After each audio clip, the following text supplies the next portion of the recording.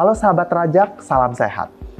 Selamat berjumpa kembali pada acara Dokter Bicara bersama Rajak Hospital Salemba. Saya, Dr. Naindi Ananza, akan mengantar para sahabat untuk mengenal lebih jauh tentang tema Dokter Bicara pada hari ini, tentang stroke perdarahan. Di tengah-tengah kita telah hadir Dr. Hari Putranto Mahdi, spesialis bedah saraf, yang akan menjelaskan tentang tema-tema menarik tentang stroke perdarahan. Halo dokter, apa kabar? Halo Dokter Nandi. Halo sahabat Rajak, salam sehat. Dokter, banyak yang belum tahu nih tentang stroke perdarahan. Apa sih dok yang dimaksud dengan stroke perdarahan atau stroke hemorrhagic itu? Oke, baik. Jadi sebetulnya stroke itu ada dua ya. Ada stroke stroke perdarahan dan satu lagi ada stroke subatan. Nah, stroke perdarahan itu yang terjadi adalah saat tekanan di dalam pembuluh darah sangat tinggi sehingga pembuluh darah tidak bisa menahan dan kemudian terjadi pecah pembuluh darah. Nah, pecah pembuluh darah itu berakibat darahnya mengumpul atau menggumpal di suatu lokasi dan juga darah yang menggumpal itu tidak sampai ke tujuannya lah ya. Baik dok. Nah, kemudian yang ada terjadi apa? Intrakranial di dalam otak. Terus kemudian juga ada bagian dari otak yang terganggu. Nah, itu bisa dari karena dua hal, dok. Karena yang pertama karena penekanannya, ada tambahan massa berupa darah tadi. Dan yang kedua ada juga dari darah yang tidak sampai ke lokasi tadi. Baik. Nah, makanya terjadi suatu kelainan apa yang kita sebut sebagai kelainan neurologis lah ya. Oke. Nah, kira-kira siapa saja sih dok yang berisiko untuk mengalami stroke perdarahan ini? Oke, kita ngomongin sebagai faktor risiko ya.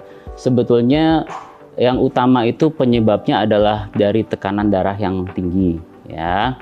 Pada dasarnya yang saya bilang ini kenapa? Karena pada saat kita masih usianya muda, kita punya hipertensi atau tekanan darah yang tinggi, itu pembuluh darah masih bisa menahan mentoleransi lah ya tekanan darah yang tinggi tadi, sehingga cukup elastis. Kemudian dia bisa saat tekanan darah itu kembali normal, dia masih bisa bertahan. Apabila tekanan itu di atas dari normal, mungkin dia bisa sedikit extend untuk menjaga kekuatannya, menjaga keelastisisannya sehingga tidak terjadi pecah pembuluh darah. Nah, pada saat kita sudah bertambah usia, nah itu bisa jadi problem. Karena kenapa? Karena saat kita semakin bertambah usia, jadi tubuh kita semakin rapuh, sehingga mungkin lonjakan tekanan darah yang tidak terlalu tinggi pun bisa menyebabkan pecahnya pembuluh darah. Nah, berhubungan dengan yang tadi dokter tanyakan mengenai faktor resiko, jadi itu mostly adalah segala sesuatu yang berhubungan dengan peningkatan tekanan darah tadi.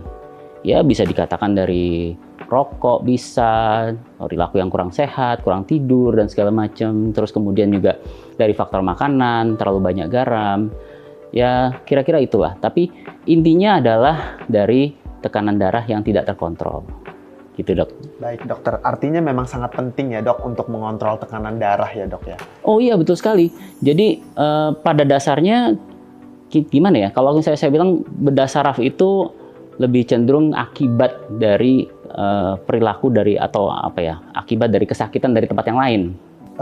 Banyak juga nih dok yang bertanya, bagaimana metode penanganan kasus stroke perdarahan dengan tindakan bedah saraf nih dok? Oke, ya mengenai masalah penanganan itu memang saya bilang relatif ya, karena pada dasarnya tergantung dari kondisi klinisnya itu sendiri. Memang sih kalau misalnya segala sesuatu yang menyebabkan tekanan di dalam kepala itu meningkat, otomatis intervensi dari bedah saraf itu mutlak diperlukan. Ya, hanya saja kita tidak melulu pasien stroke harus operasi, enggak.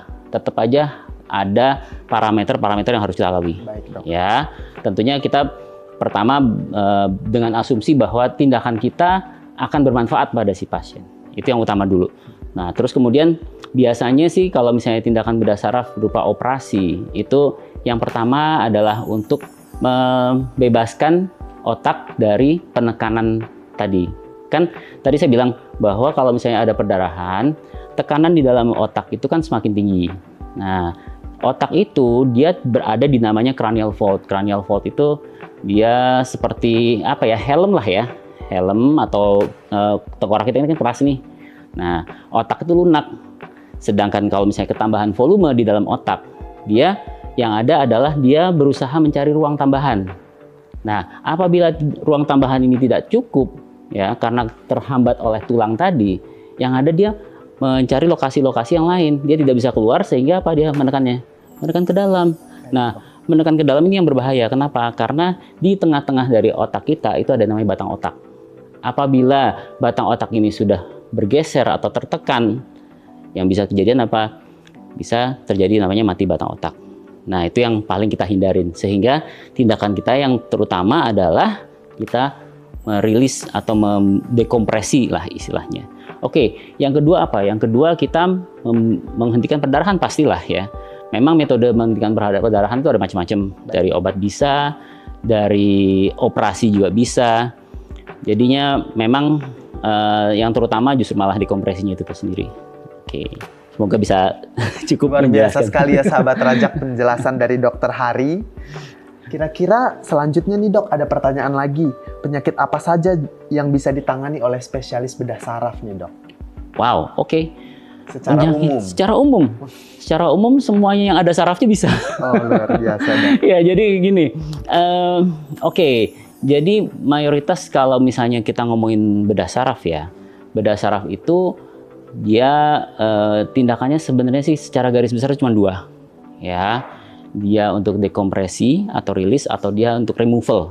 Baik dok. Ya, nah removal mungkin ada hubungannya dengan masalah tumor dan segala macam. Tapi kalau dekompresi biasanya untuk saraf-saraf kejepit.